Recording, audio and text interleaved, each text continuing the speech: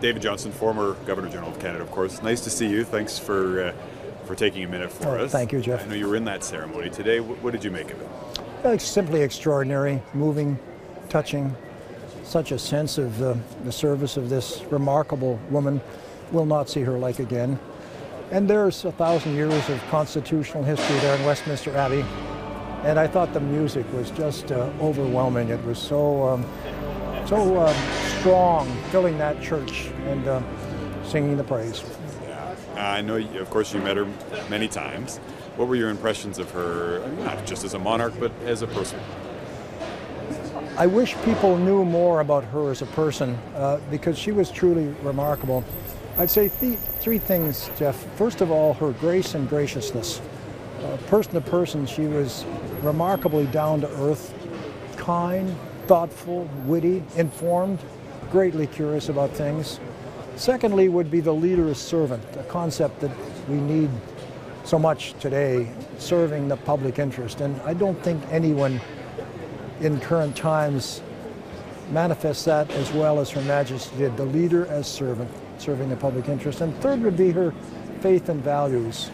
The values that she upheld were very important, beginning with the Constitution and our constitutional democracy, and rooted in her Christian faith. But her Christian faith was very ecumenical. At the service today, for example, we had prayers from 8 or 9 different religions, not simply the Christian religion.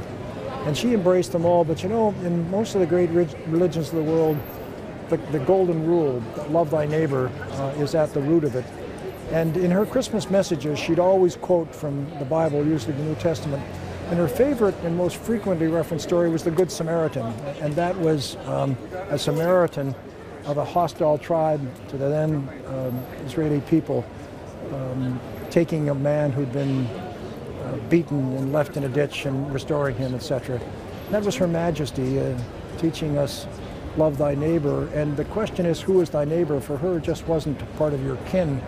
It was whoever had a need. And she exemplified that so well. So I will remember her for those 3 particular characteristics: the graciousness, and I could tell you stories about her graciousness, the leader's servant, and her values, which were so strong and built in her religious faith. Yeah, big shoes to fill. Which brings us to Charles, of course, and King Charles III. What sort of king do you think he'll be? Well, I think the first thing is he will not attempt to fill those shoes. Those are unfillable shoes in a sense. And he certainly has been tutored well by the person who reigned, I think, better than anyone I know in terms of the hereditary monarchies. And I think he's a measured man, will grace the position, and I think will follow the lessons that Her Majesty exemplified throughout her life. Yeah. I'm very confident that we will see a very successful new sovereign for Canada. All right. Before we let you go, I remember one of the last times you were here, and you visited Her Majesty at Canadian High Commission and helped her down the stairs and kicked off a bit of a Well, Jeff, kerfuffle. You're using a very nice verb when you say help. The story that I was telling just a block away, where Trafalgar Square lives and the Canada House is right on Trafalgar Square. Yeah.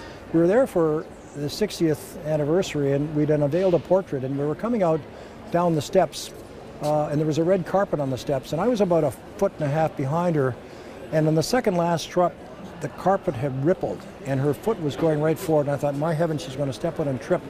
And I knew the protocol, don't touch the Queen, but my mother's voice was in my ear. You take that lady's elbow, son, or I'll never speak to you from heaven again. So I did, and fortunately she didn't stumble, it was fine. And the next morning the London dailies, of course, were all over with the colonial bumpkin from Canada grabbing the Queen and wrestling her, and that was fine. You just accept that. But midway through the morning we got a lovely message from her private secretary. The Queen wishes the Governor General to know that she is delighted that chivalry is alive and well in the United Kingdom. And that's the Queen's gracefulness. David Johnston, thank you so much again. Really appreciate it. Great to be with you.